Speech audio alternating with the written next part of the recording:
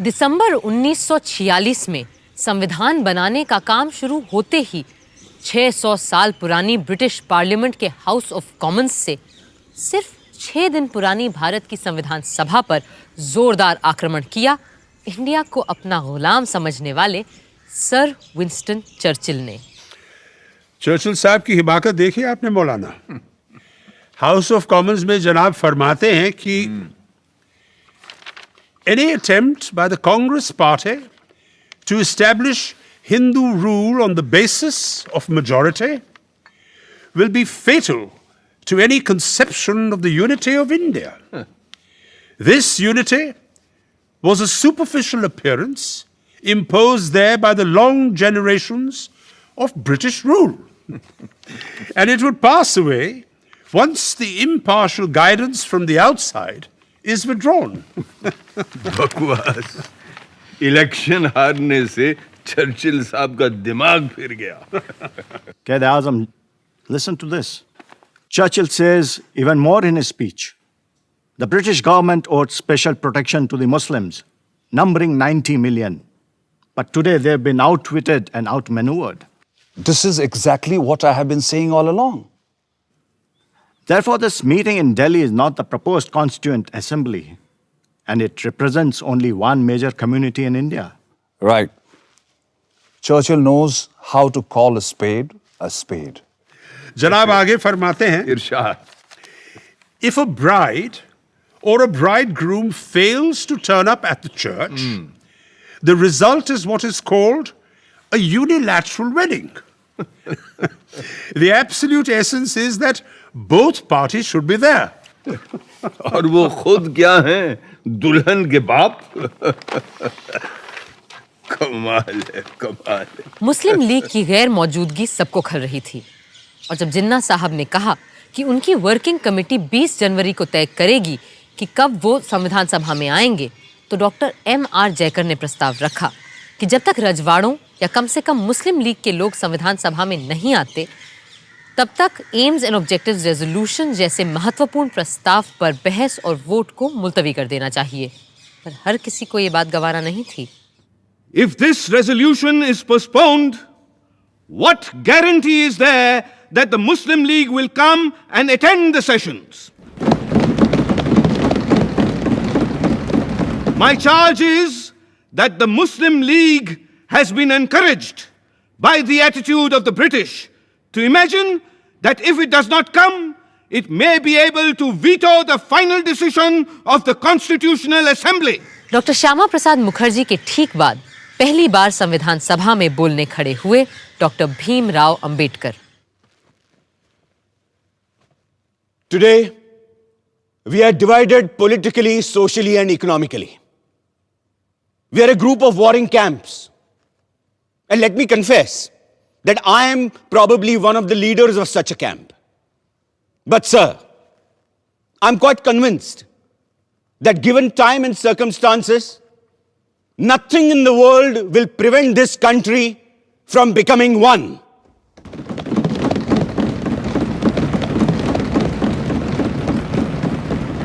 However, I find no reference to the idea of grouping in the objectives resolution. Personally, I do not like the idea of grouping. But I always thought the Congress Party had agreed that if the provinces which are placed under different groups consent to form a union or sub-federation, it would have no objection. Then why is there no mention of this?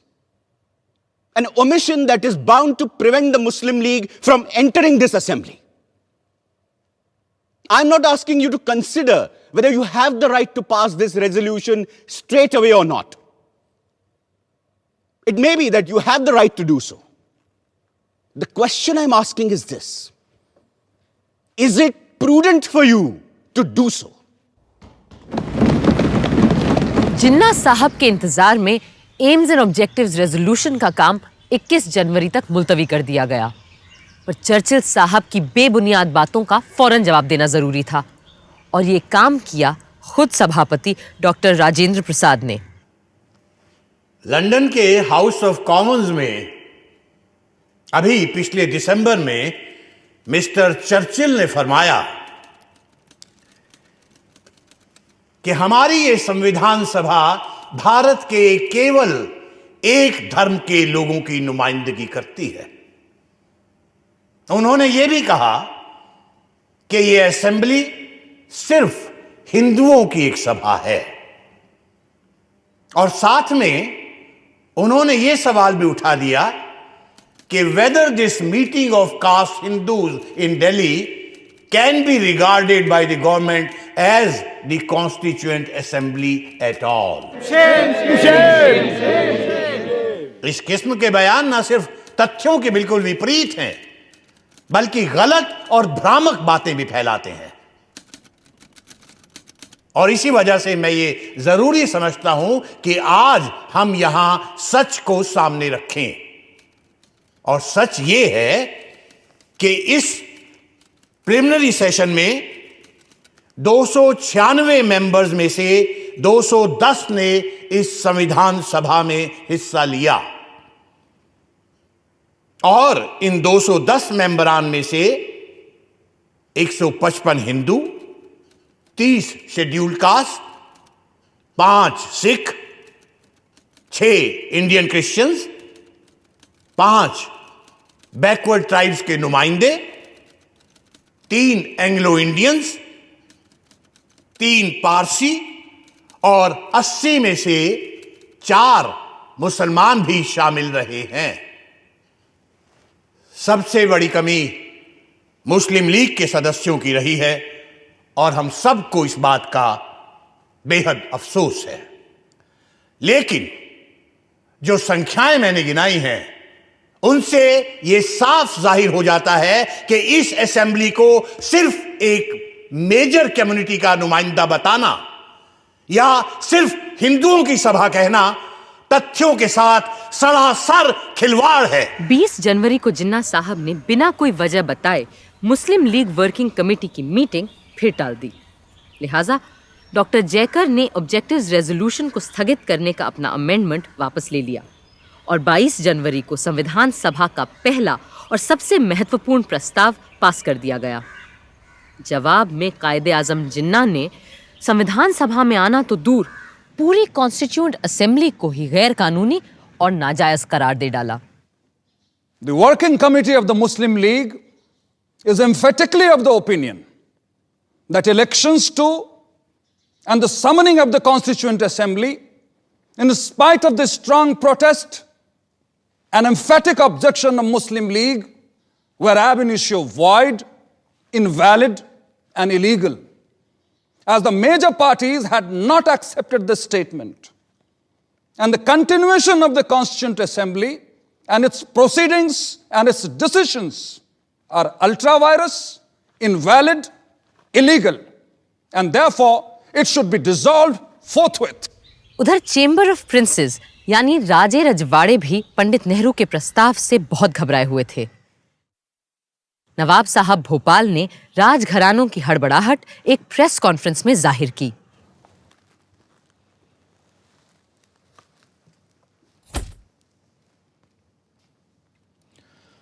हमें मजबूरन आज ये press conference बुलानी पड़ी है,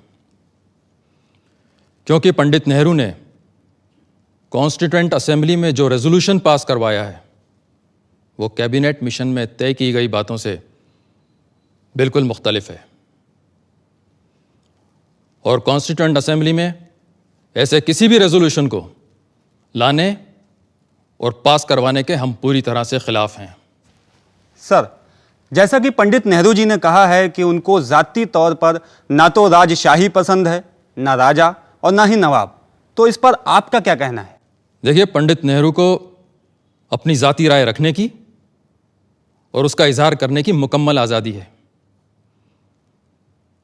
लेकिन हाँ, अगर उन्होंने अपना बनाया हुआ कोई कानून हम पे ज़बरदस्ती थोपने की कोशिश की तो हिंदुस्तान के 550 शाही घरानों ने चूड़ियां नहीं पहन रखी हैं। यहाँ देखने की बात यह है कि मेजॉरिटी पार्टी के अभी से ये तेवर हैं तो अंग्रेज़ों के जाने के बाद हमारा क्या होगा ये तो खुदा ही जाने। उसके लिए हम अपने चैम्बर ऑफ प्रिंसेस का रेजोल्यूशन आपके सामने रखेंगे।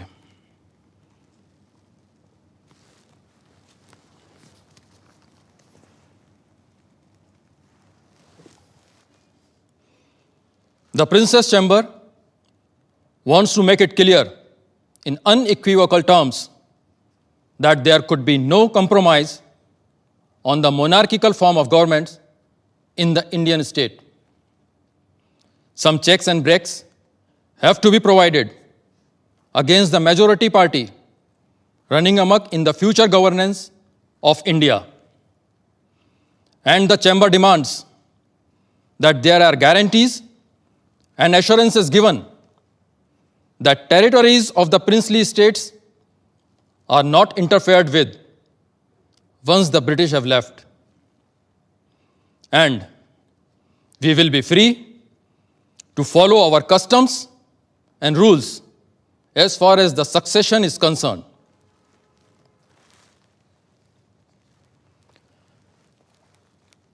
कॉन्स्टिट्यूएंट असेंबली का पास किया हुआ ऑब्जेक्टिव्स रेजोल्यूशन बड़े ही खतरनाक इम्कानातों से लबरेज है और इसीलिए हमने साफ साफ चैम्बर ऑफ प्रिंसेस का रेजोल्यूशन सबके सामने रखा है।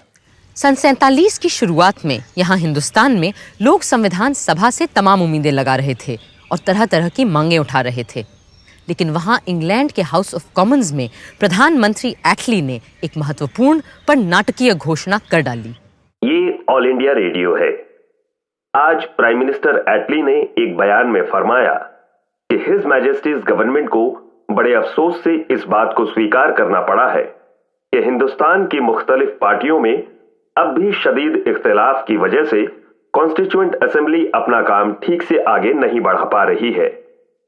इस नाजुक मौके पे गैर यकीनी हालात के होते हुए मुल्क को बड़ा खतरा है। चुनांचे हिज मैजेस्टीज गवर्नमेंट ये वाजे करना चाहती है कि एक ठोस कदम उठाने का उनका इरादा अब टल नहीं सकता और वो हिंदुस्तान की बागडोर हिंदुस्तानी हाथों में सौंपने की तारीख जून 1948 के आगे नहीं बढ़ा सकती और ब्रिटिश इंडिया की बागडोर हिंदुस्तानी हाथों में सौंपने की जिम्मेदारी होगी नए वाइसरॉय एडमिरल वाइकाउंट माउंटबेटन की, ताकि हिंदुस्तान खुद मुख्तारी से आगे चलकर एक खुशहाल और खुशबाश मुल्क बन पाए। असली इम्तिहान तो अब आएगा जवाहर, जब हमें अपनी सरकार बनानी और चलानी पड़ेगी। हम तैयार हैं बापू। सरदार के साथ मिलकर मैंने एक लिस्ट भी तैयार कर ली है।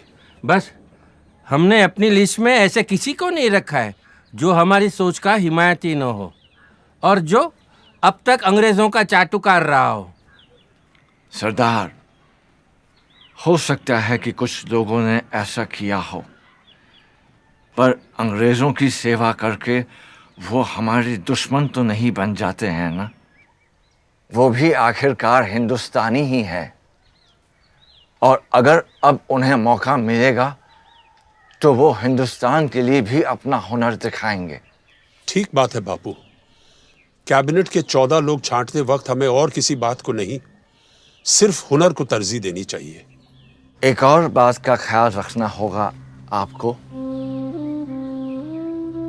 14 में से 7 लोग ऐसे हों जो कांग्रेस के ना हो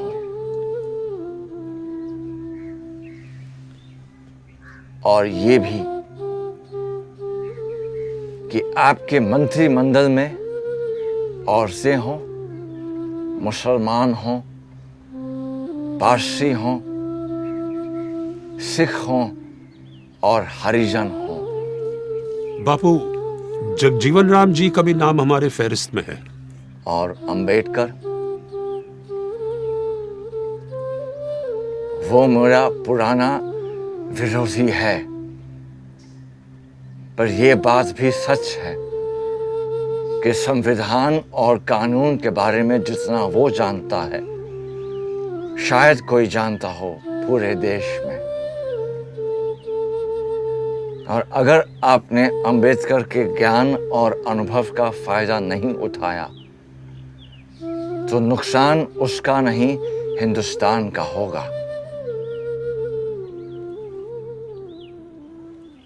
लॉर्ड माउंटबैटन ने आते ही सारे नेताओं से मुलाकात की। सबसे पहले पंडित नेहरू से, जिन्हें वो पहले से जानते थे। दोनों इस बात पर एक मत थे कि सबसे बड़ी चुनौती होगी जिन्ना साहब की जिद। और हुआ भी यही। जब जिन्ना साहब माउंटबैटन से मिलने पहुंचे, वो अपनी जिद पर अड़े रहे कि उन्हें पूर्व में बंगाल और असम और पश्चिम में पंजाब, सिंध, बलूचिस्तान और नॉर्थ वेस्ट फ्रंटियर प्रोविंस अपने पाकिस्तान के लिए चाहिए। और साथ में चाहिए एक गलियारा जो दिल्ली, रामपुर, लखनऊ और पटना से होते हुए कलकत्ता जाएगा। पर जब माउंटबैटन ने कहा कि कांग्रेस ऐसा गलियारा कतई नहीं बनने देगी और पूरे बंगाल और पंजाब का तो सवाल ही नहीं उठता, तो जिन्ना साहब बोले, better a moth eaten Pakistan than no Pakistan at all. पर बापू अभी भी अपने काठियावाड़ी भाई को समझाने में लगे हुए थे।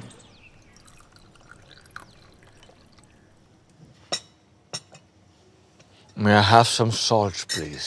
Sure.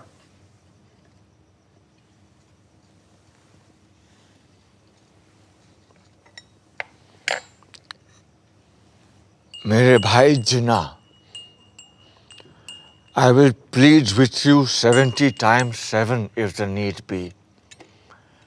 But I can never agree to your idea of dividing India.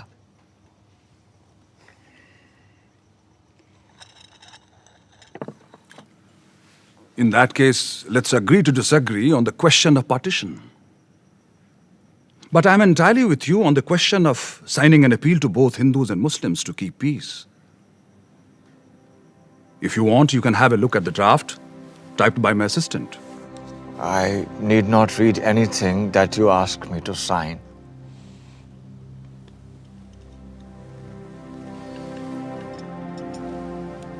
पहले आप।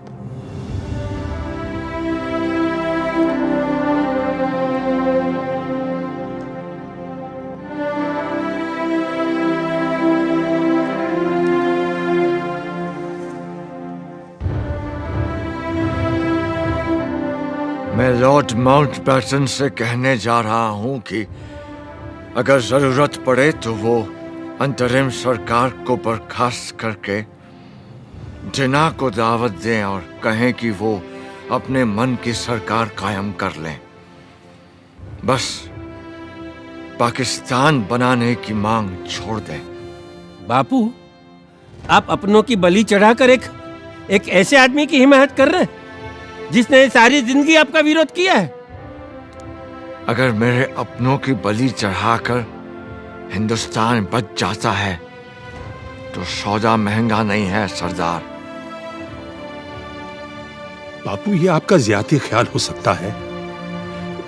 आपको लगता है कि सेंट्रल असेंबली इस बात पर आपका साथ देगी?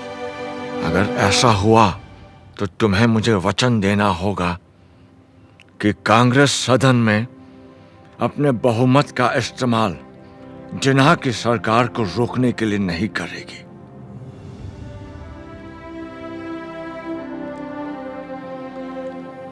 बापू, मैं हमेशा आपकी बड़ी इज्जत करते आया हूं, लेकिन अब आपकी बात मुझे अजीब लग रही है। फर्ज कीजिए हमने जबान दे भी दी, तो आपको क्या लगता है कि जिन्ना साहब एक पल भी कांग्रेस का यकीन करेंगे? और फिर सदन में इतने सारे लोगों को समझाना क्या आसान होगा कि आप सारे के सारे चुपचाप हाथ पर हाथ धरे तमाशा देखते रहो कि कैसे जिन्ना जैसे तानाशाह की मनमर्जी चलती है? ना ना ना, ऐसे पागलपन के स्वांग में हिस्सा लेने के बजाय मैं सभा से इस्तीफा देना पसंद करता हूँ। बापू, लॉर्ड माउंटबैटन खुद जानते हैं कि इन हालात में मुस्लिम लीग को सरकार बनाने देना बिल्कुल फजूल की बात होगी। शायद आप लोग बेहतर समझते हैं। वैसे भी मेरे जैसे बूढ़े का यहाँ क्या काम? मुझे तो बिहार और बंगाल में होना चाहिए। जहां दंगे फिर भड़क रहे हैं, यहां तो आप लोग हैं ही दिल्ली संभालने के लिए।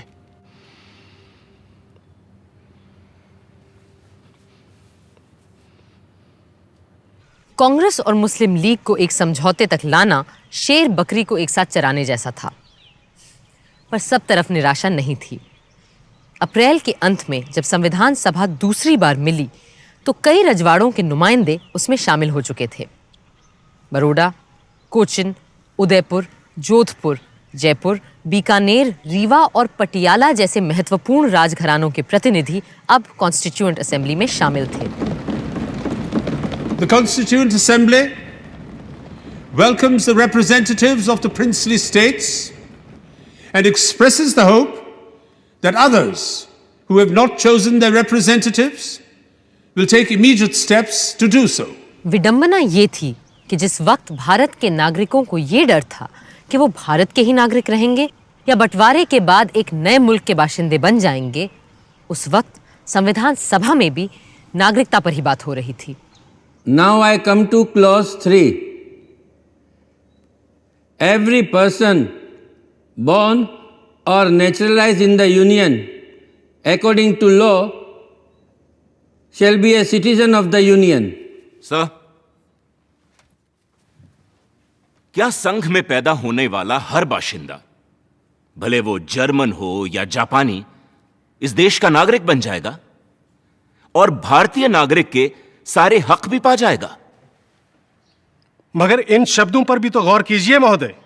सब्जेक्ट टू ज्यूरिसडिक्शन, यानी विदेशी राजदूतों और डिप्लोमेट्स के यहां पैदा होने वाले बच्चे हमारे नागरिक नहीं बन जाएंगे। पर मान लीजिए कोई जापानी महिला हिंदुस्तान से गुजर रही है और उसको बच्चा हो जाता है, तो क्या होगा? The American Supreme Court says that a casual visitor will not fall in this clause. And what happens to a man who is not passing through but stays for trade or some other purposes? Sir, मेरा प्रस्ताव है कि हम इस close को फिलहाल postpone कर दें और कल इस पर चर्चा करें। For the time being, let us accept the general principle. We need not manufacture a law of nationality overnight before 11 o'clock tomorrow morning. I will request lawyers and jurists who are members of this house to pay attention to this clause, and a committee of 3 lawyers is formed. Sir, I suggest that in addition to 3 lawyers, one man of common sense should also be added. And I do not exclude lawyers from the category of people of common sense. हंसी के ठहाके तो लग रहे थे, मगर स्थिति बहुत गंभीर होती जा रही थी। जिन्ना साहब अपनी जिद पूरी करके ही दम लेंगे, ये उन्होंने ठान लिया था। Division of the armed forces, division of the staff of central civil departments, railways, post and telegraphs, public works, income tax, customs, central excise, power. The list goes on. Divorce of 400 million people in just 10 weeks is an impossible task, Quaid-e-Azam. It will at least take a year, and that too if Allah is with us. I do not have that much of time. Pakistan will have to come into existence before these congressmen poison the mind of Mountbatten, who has dreams of becoming the Governor General of Pakistan. And that will never be. Actually, Jawaharlal is the problem. He told the Viceroy there will be no division of any assets, as some parts are just seceding from the entity called India. And the seceding parts will have to build up their own assets, administrative records, and machinery. Secession. Secession, my foot. It is not a question of secession. It is going to be a division of India, and both Nehru and Mountbatten better understand that. Otherwise, I'm going to call for another direct action day. ऐसे में जब viceroy Mountbatten ने हिंदुस्तान के बंटवारे की तजवीज़ सामने रखी, तो कई लोग सोचने लगे कि जहर पूरे देश में फैल जाए, इससे बेहतर यही होगा कि शरीर का बीमार भाग काटकर अलग कर दिया जाए। इस माहौल में कांग्रेस कार्यकारिणी की बैठक हुई। आप सब ने लॉर्ड माउंटबेटन की तजवीज सुनी है, कैसे वो हिंदुस्तान के कुछ इलाकों को खुद मुख्तारी का हक देना चाहते हैं। इससे एक तरफ जहां भारत के कट जाने का डर है, वहां दूसरी तरफ आजादी की उम्मीद नजर आती है। इसलिए हमने फैसला किया है कि इस प्रस्ताव को हम मंजूर कर लें। कांग्रेस पहले तो मुस्लिम लीग को ढील देती चली गई कि शायद अब वो संविधान सभा में आ जाएंगे, पर इससे हमें मिला क्या? दंगे, लूटमार, आगजनी। हमें अहिंसा और स्वराज के अपने सिद्धांत को सामने रखकर ही कोई फैसला करना चाहिए था, पर अब तो एकमात्र लोकतांत्रिक तरीका यही बचा है कि हम माउंटबेटन के प्रस्ताव को अपनी मंजूरी दे दें। मुझे नहीं लगता कि हमारा ये फैसला सही है, मगर शायद हमारे पास और कोई चारा ही नहीं है। बदकिस्मती से इस वक्त हमारे सामने दो रास्ते हैं, एक तरफ कत्ल व गालत और दूसरी तरफ लीग की जिद के आगे झुकना। लेकिन मुझे पूरा यकीन है कि ये लकीर लोगों के दिलों की नहीं, सिर्फ नक्शे की तकसीम कर रही है। और इंशाअल्लाह ये जो बंटवारा है ये चंद ही दिनों की बात है और जल्द ही हम फिर से एक हो जाएंगे। भारतीय राष्ट्रीय कांग्रेस ने सदा भारतवासियों की बात उठाई है, कभी हिंदू या मुसलमान की नहीं, जैसा हम आज कर रहे हैं। हमने हमेशा अक्षुण्णता और अखंडता की बात की है, और यदि आज हमने इस प्रस्ताव को स्वीकार कर लिया तो एक समरस भारत का हमारा सपना चूर चूर हो जाएगा। और जहां तक मेरा प्रश्न है, मुझे अंग्रेजों की गुलामी तो स्वीकार है, लेकिन देश का बंटवारा मुझे किसी कीमत पर स्वीकार नहीं। आज भारत के सामने अपनी आजादी का एक अवसर आया है। इस अवसर को क्या हम हाथ से चले जाने देंगे? ये कहना सही नहीं है कि पहले अंग्रेजों को चले जाने दो, फिर हम सब कुछ ठीक कर लेंगे, संभाल लेंगे। अरे कैसे हल करेंगे हम सारे सवाल? क्या हाल होगा उनके चले जाने के बाद? ये कभी किसी ने सोचा है? मेरी बात शायद कुछ लोगों को अच्छी न लगे, लेकिन कभी कभी पूरे शरीर में रोग फैल जाने देने से अच्छा होता है अपने बीमार अंग को काट कर फेंक दे, अलग कर दे शरीर से। 3 जून 1947 वाइसरॉय माउंटबेटन ने रेडियो पर वो शब्द बोले जिन्होंने देश के नक्शे को ही नहीं, न जाने कितने दिल, घर, परिवार और जिंदगियों को भी काट डाला। To my great regret, it has been impossible to obtain agreement either to the cabinet mission plan or any other plan that may preserve the unity of India. But there can be no question of coercing of any large area in which one community has a majority to live against their will under a government in which another community has a majority. And the only alternative to coercion is partition. Partition of India, partition of Punjab and Bengal. 3 जून की घोषणा ने पूरे देश में एक खलबली मचा दी थी।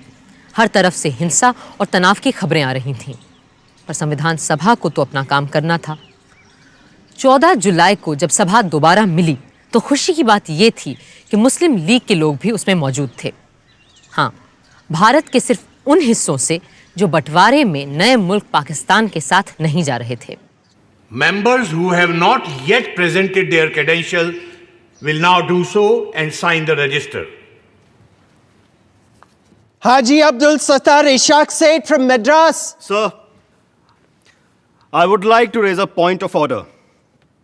Does the honorable member, Mr. Haji Abdul Sattar, still subscribe to the two-nation theory? This is not a point of order.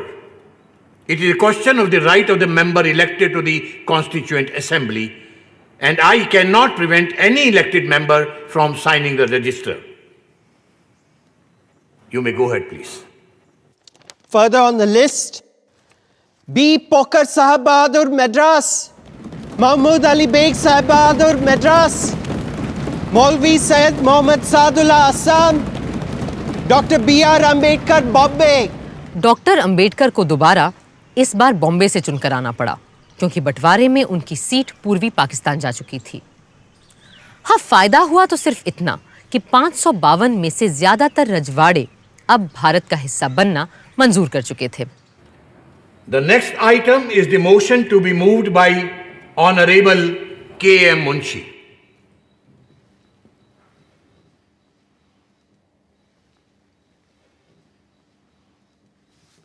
महोदय, इस सप्ताह के अंत तक ब्रिटिश पार्लियामेंट भारत की आजादी का लेजिस्लेशन पारित कर चुकी होगी और 15 अगस्त 1947 को हमें स्वतंत्रता मिल जाएगी। वो स्वतंत्रता जिसका हमें सदियों से इंतजार था। हमारे देश में अब एक तरह की समानता आ गई है, हालांकि स्वयं देश की सीमाएं सिकुड़ गई हैं। अब हम एक आजाद और सशक्त भारत के उद्देश्य की ओर पूरे जोश और उल्लास से आगे बढ़ सकेंगे।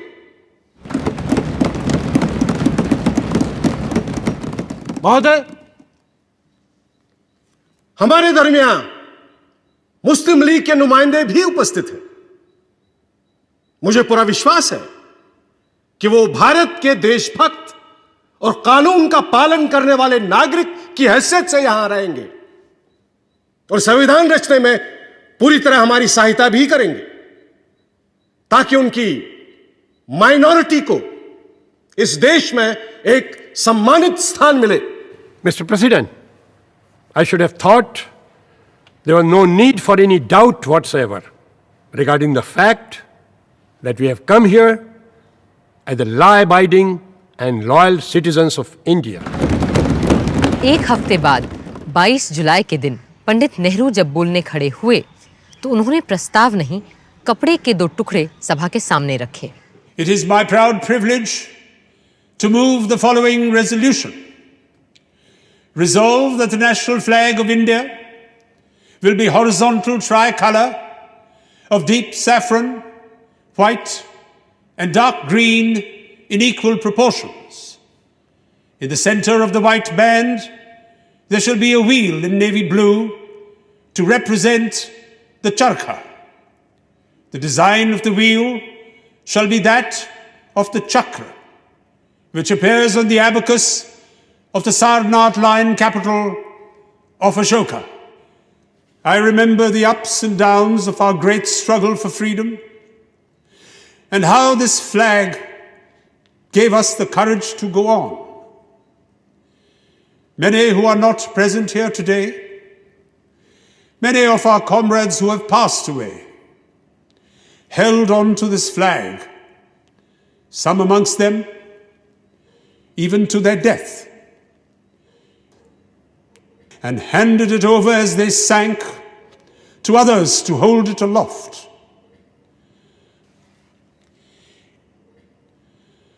So, in this simple form of words, there is much more than will be clear on the surface.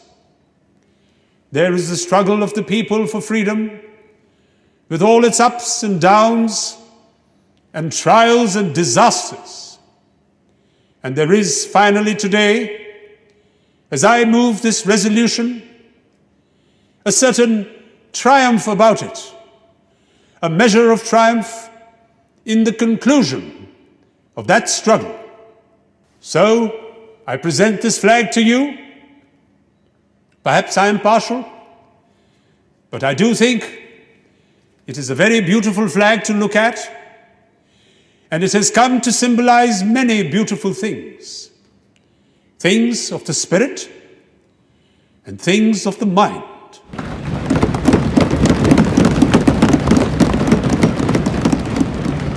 I now present to you not only the resolution, but the flag itself. One in silk, and one in cotton.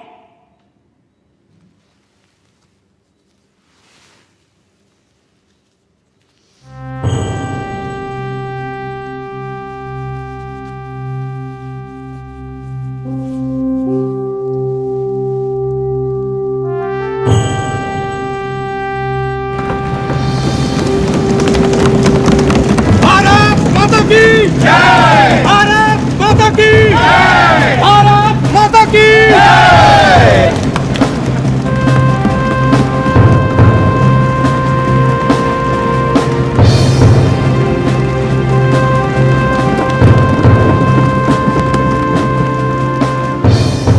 I beg to move this resolution. Mr. President, my amendment is that inside the chakra, in the white band, the swastika, the ancient Indian symbol of Shantam Shivam Sundaram, be inscribed. But now that I have seen the flag, I find it somewhat hard to fit the swastika into the chakra. In these circumstances, I beg leave to withdraw my amendment. HV Kamat साहब के लिए हर बात का विरोध करना जरूरी था, पर सदन के बाकी सदस्य हिंदुस्तान के नए परचम के साथ थे। मोहम्मद सादुल्ला ने खुलकर अपनी बात रखी। जनाब सदर, मेरे ख्याल में हमारा परचम सिर्फ परचम नहीं है, इसमें हमारी उम्मीदों के रंग हैं, हमारी जद्दोजहद और कुर्बानियों की कहानी भी है। हमारे मजहब इस्लाम में यही हिदायत दी गई है और मुस्लिम लीग की हाई कमांड और कायदे आजम का भी यही मानना है कि जो इंसान जहां रहे वहां की सरकार और आइन का वफादार रहे। और इसी उसूल को मानते हुए मैं उस परचम को सलाम करता हूं जो यहां हाउस में पंडित जवाहरलाल नेहरू ने पेश किया है। महोदय, मैं कहना चाहता हूं कि 27 वर्षों के इस स्वतंत्रता संग्राम में जिस तिरंगे के नीचे हमने स्वाधीनता प्राप्त की है, वही रंग हमारे राष्ट्रीय ध्वज के रंग हों, यह एक स्वाभाविक बात है। मुझे दुख है कि इस समय कुछ लोग सांप्रदायिकता में मदमस्त होकर आपत्तिजनक घटनाएं कर रहे हैं। अभी परसों की ही बात है, दिल्ली में हिंदी के संबंध में एक सभा हुई, वहां हुल्लड़बाजी हुई। इतना ही नहीं, कई मोटरों पर जो राष्ट्रीय ध्वज लगे हुए थे उन्हें निकालकर फेंक दिया गया। मैं कहता हूं कि सांप्रदायिकता से मदमस्त होकर झंडे का अपमान करना सारे राष्ट्र का अपमान करना है। भारत माता की जय! भारत माता की जय! भारत माता की जय! संविधान सभा का अगला यानी 5वां सत्र शुरू होना था एक बहुत ही ऐतिहासिक दिन, 15 अगस्त 1947। 14 अगस्त की शाम से ही सदन की कार्यवाही शुरू हो गई थी, उस घड़ी के इंतजार में जिसका हर हिंदुस्तानी को जाने कब से इंतजार था। वंदे मातरम, वंदे मातरम, सुजलाम सुफलाम मलयज शीतलाम सस्य श्यामलां मातरं वन्दे मातरं। शुभ्रज्योत्स्ना पुलकितयामिनीं फुल्लकुसुमित द्रुमदलशोभिनीं सुहासिनीं सुमधुरभाषिणीं सुखदां वरदां मातरं वन्दे मातरं वन्दे मातरं।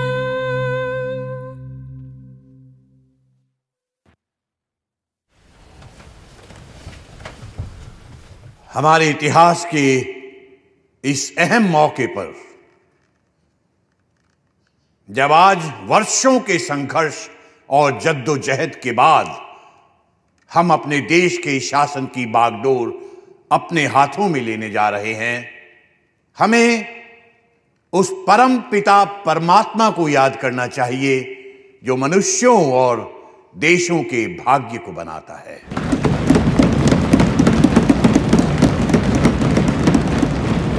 और हम आज उन अनेकानेक ज्ञात और अज्ञात, जाने और अनजाने पुरुषों और स्त्रियों के प्रति श्रद्धांजलि अर्पित करते हैं जिन्होंने इस दिन की प्राप्ति के लिए अपने प्राण न्योछावर कर दिए। हंसते हंसते फांसियों के तख्ते पर चढ़ गए, गोलियों के शिकार बन गए। जिन्होंने जेल खानों और काला पानी के टापू में घुल घुल कर अपने जीवन का उत्सर्ग कर दिया।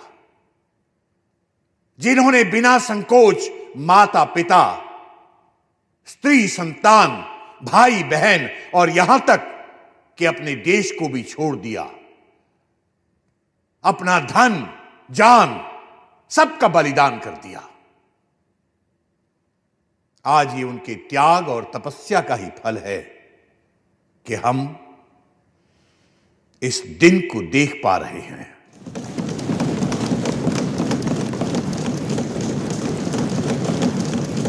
हम अपनी श्रद्धा और भक्ति का उपहार महात्मा गांधी जी को भी भेंट करें, जिन्होंने निराशा और मुसीबत के अंधेरे कुएं से खींचकर हमें बाहर निकाला। हमारे दिलों में ऐसी जिंदगी फूंकी कि हम में अपने जन्म सिद्ध अधिकार, स्वराज के लिए दावा पेश करने की हिम्मत और ताकत आई। जिन्होंने हमारे हाथों में सत्य और अहिंसा का एक ऐसा अचूक अस्त्र दिया कि जिसके जरिए बिना हथियार उठाए स्वराज का अनमोल रत्न हमने हासिल कर लिया।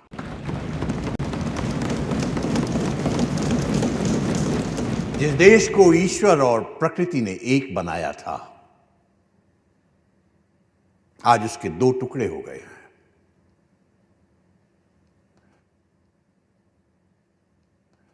मुझे यह कहना पड़ता है कि इस बंटवारे से हमारे दिलों में दुख है,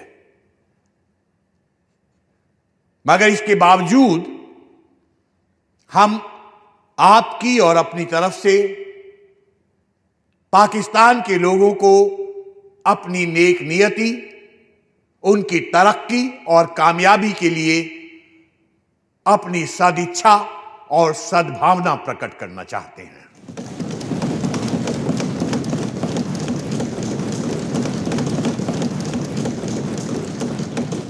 अब इसके बाद मेरा प्रस्ताव है कि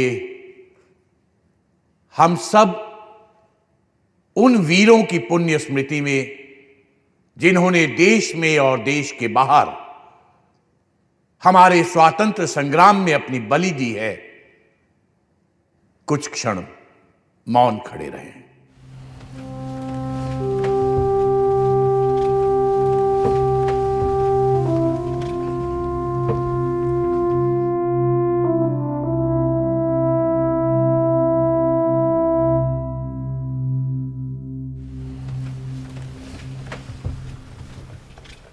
अब पंडित जवाहरलाल नेहरू अपना प्रस्ताव प्रस्तुत करेंगे।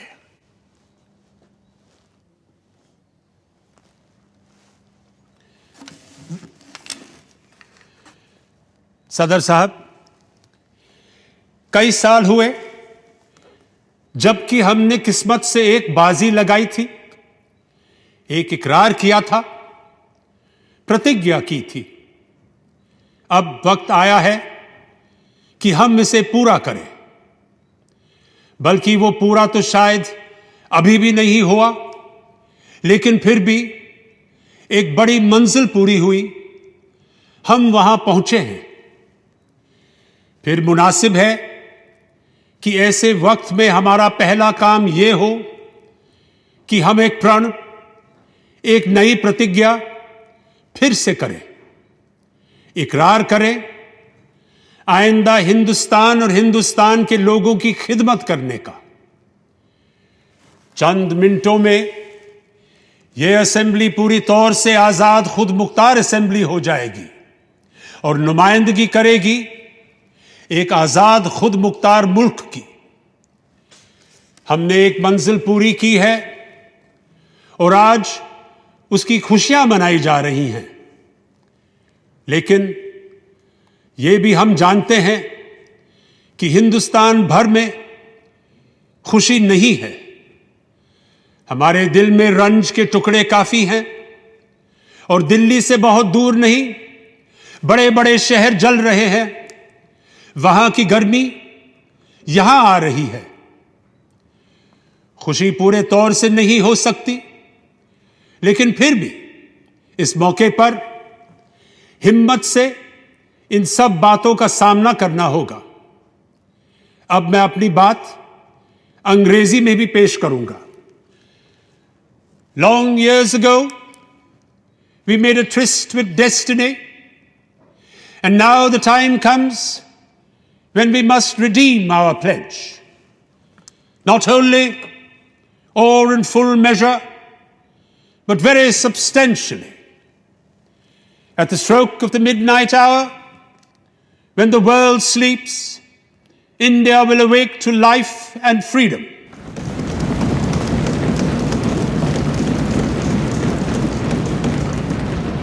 A moment comes, which comes but rarely in history, when we step out from the old to the new, when an age ends, and when the soul of a nation long suppressed finds utterance.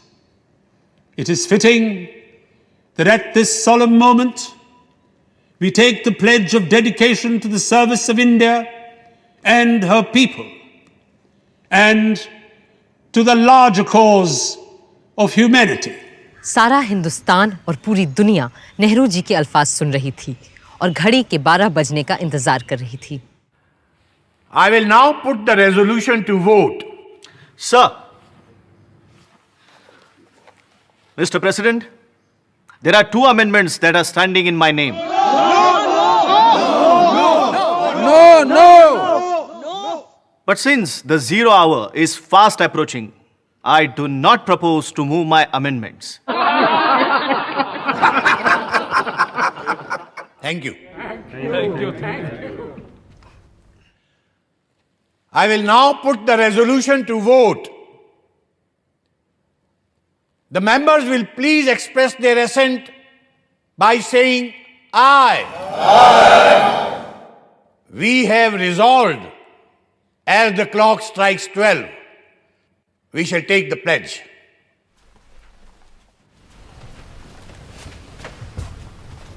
It is just half a minute to 12. I am expecting the clock to strike 12.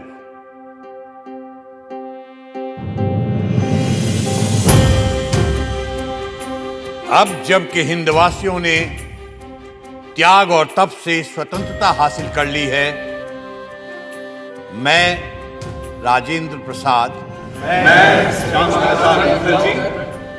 जो इस विधान परिषद का एक सदस्य हूं, शपथ लेने के बाद राष्ट्रीय ध्वज सबके सामने पेश किया गया। Shrimati Hansa Mehta will now present the national flag on behalf of the women of India.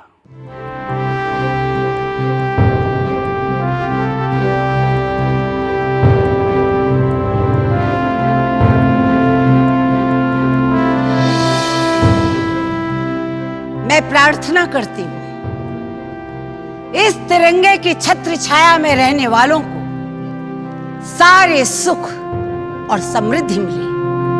जय हिंद, जय हिंद, जय हिंद, जय हिंद, जय हिंद, जय हिंद। साथ ही श्रीमती सुचेता कृपलानी ने अल्लामा इकबाल का लिखा कौमी तराना गाया, सारे जहां से अच्छा हिंदोस्तां हमारा। और फिर संविधान सभा में पहली बार वो स्वर गूंजे जो आज भी हर हिंदुस्तानी के रोंगटे खड़े कर देते हैं और सीने चौड़े। जनगण मन अधिनायक जय हे भारत भाग्य विधाता, पंजाब सिंध गुजरात मराठा द्राविड़ उत्कल बंगा, विंध्य हिमाचल यमुना गंगा उच्चल जलधि तरंगा। शुभ नामे जागे तब शुभ आशीष मांगे गाहे तब जय गाथा जन गण मंगलदायक जय हे भारत भाग्य विधाता जय हे जय हे जय हे जय जय जय जय हे।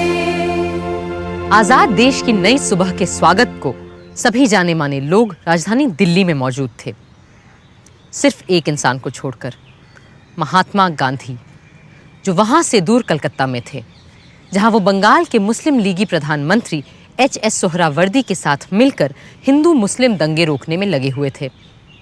15 अगस्त की सुबह भी हर रोज की तरह उन्होंने 5 बजे प्रार्थना सभा की।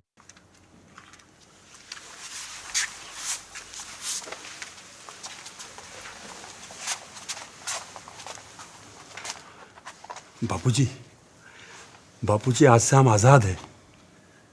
तो आज आप इस खुशी के दिन को कैसे मनाएंगे? ऐसे खुशी के मौके तो ईश्वर की कृपा से ही आते हैं, सो मैं उसे याद करूंगा और धन्यवाद दूंगा। मेरा तो यही तरीका है। किंतु बापूजी, आज कुछ विशेष होना चाहिए था ना? हाँ, आज मेरे पुत्र महादेव का जन्मदिन है और निर्वाण दिन भी, सो मैं उसे याद करूंगा और उपवास भी रखूंगा। Mahatma ji, from today, a new government of us Indians is taking charge. What will be your advice to us?